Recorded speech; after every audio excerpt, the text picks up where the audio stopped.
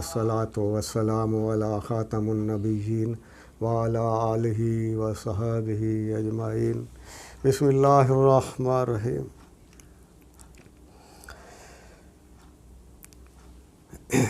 सहाबा कराम उम्मत के लिए अमली नमूना और दीन के हर जुज़ को इस कदर वाज़े तौर पर अमल फरमा कर दिखला गए हैं कि अब हर नेक काम के लिए इनकी पैरवी करना और बड़ा आसान है। दीन पर चलना बड़ा आसान है। इनकी इत्तिबा करते हुए दीन पर चलना इंतहाई आसान है।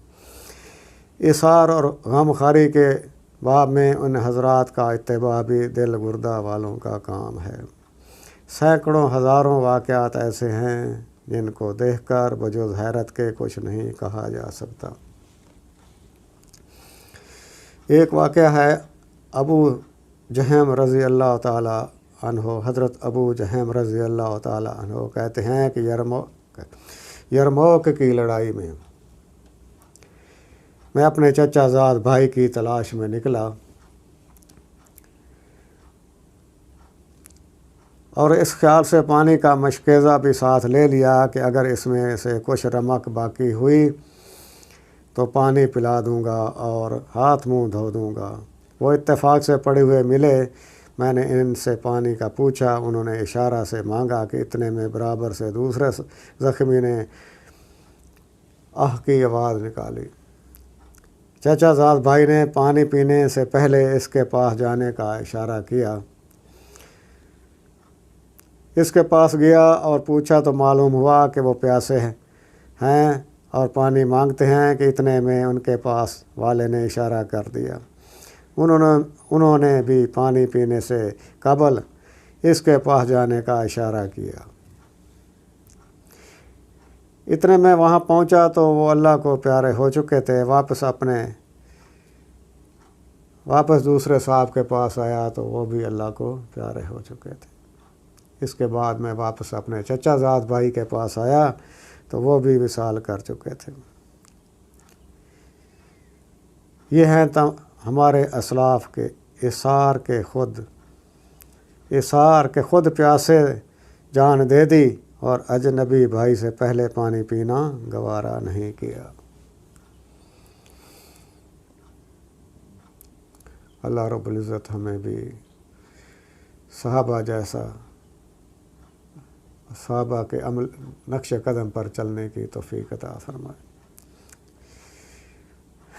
हज़रत इब्ने उमर रज़ी अल्लाह ताला अन्हु नबी करीम सल्लल्लाहु अलैहि वसल्लम का इरशाद नकल करते हैं कि मेरी उम्मत में हर वक्त 500 बरगुज़ीदा बंदे और 40 अब्दाल रहते हैं। जब कोई शख्स इनमें से मर जाता है तो फ़ौरन दूसरा उसकी जगह ले लेता है।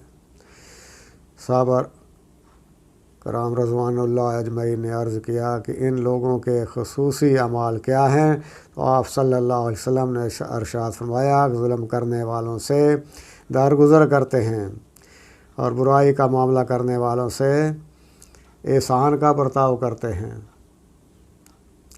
और अल्लाह के अता फरमाए हुए रिज़्क़ में से लोगों के साथ हमदर्दी और गमख़ारी का बर्ताव करते हैं। एक दूसरे हदीस से नकल किया गया है, जो शख्स भूखे को रोटी खिलाए या नंगे को कपड़ा पहनाए या मुसाफिर को शाबाशी की जगह दे दे, हक़ ताला शानहू क़यामत के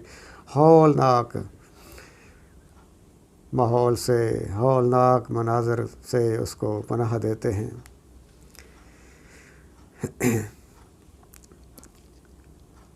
इफ्तार की फ़जीलत का इरशाद फरमाने के बाद फरमाया कि इस महीना का अव्वल हिस्सा रहमत है, यानी हक़ ताला शानहू का इनाम मुतवज्जह होता है और ये रहमत आमा सब मुसलमानों के लिए होती है। इसके बाद जो लोग इसका शुक्र अदा करते हैं उनके लिए इस रहमत में इजाफ़ा होता है। अल्लाह रब्बुल इज़्ज़त इरशाद फरमाते हैं, औज़ु बिल्लाहि मिनश शैतानिर रजीम, बिस्मिल्लाहिर रहमानिर रहीम, लइन शकरतुम लअज़ीदन्नकुम वाला इन कफ़रतुम इन्ना अज़ाबी लशदीद। اور اس کے درمیانی حصے سے مغفرت شروع ہوتی ہے۔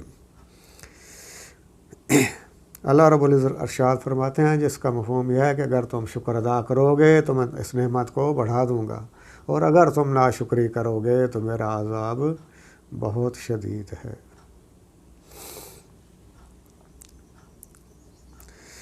اس طرح ارشاد فرمایا کہ اس مہینے کے درمیانی حصے سے مغفرت شروع ہو جاتی ہے، اس لیے روزوں کا کچھ حصہ گزر چکا اس کا معاوضہ اور اکرام مغفرت کے ساتھ شروع ہو جاتا ہے، اور آخری حصہ تو بالکل آگ سے خلاصی کا ہے۔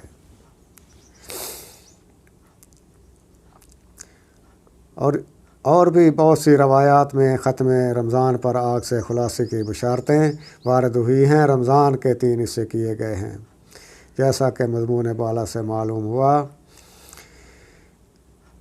کہ یہ 3 حصے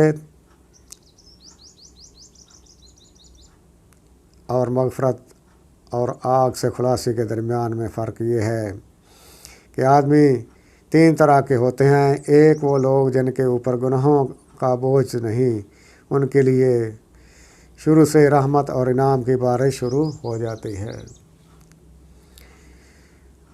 دوسرے وہ لوگ جو معمولی گناہ گار ہیں، ان کے لیے کچھ حصہ روزہ رکھنے کے بعد ان روزوں کی برکت اور بدلہ میں مغفرت اور گناہوں کی معافی ہوتی ہے۔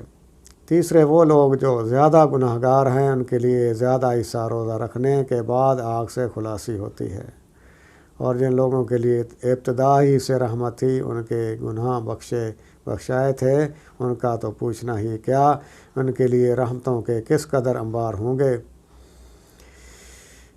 اللہ تعالی ہمیں اس پر عمل کرنے کی توفیق عطا فرمائے، اور صحابہ کے نقش قدم پر اور ماہ رمضان کا اکرام کرنے کی توفیق عطا فرمائے۔ یہ توفیق اللہ تعالیٰ سے مانگیں گے تو اللہ تعالیٰ توفیق ضرور دیں گے۔ اس کے بعد حضور نبی کریم صلی اللہ علیہ وسلم نے ایک اور حدیث کی طرف رغبت دلائی کہ آقا لوگ اپنے غلاموں پر اس مہینہ میں تخفیف رکھیں، اس لیے کہ آخر وہ بھی روزہ دار ہیں، کام کی زیادتی سے ان کو روزہ میں دقت ہوگی۔